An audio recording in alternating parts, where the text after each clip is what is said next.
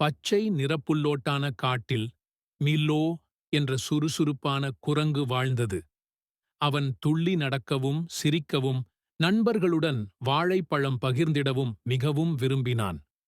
ஒரு பிரகாசமான காலை சிங்க மன்னன் ராஜா அறிவித்தார், நாளை நாம் ஒரு காட்டுப் பழப்பொருள் விழா நடத்தப் போகிறோம்.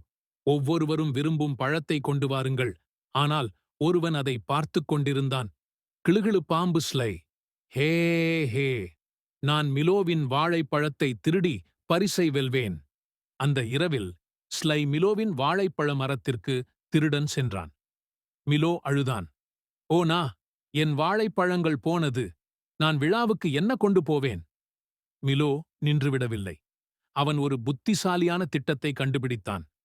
காட்டில் அற்புதமாக அலங்காரம் செய்யப்பட்டது.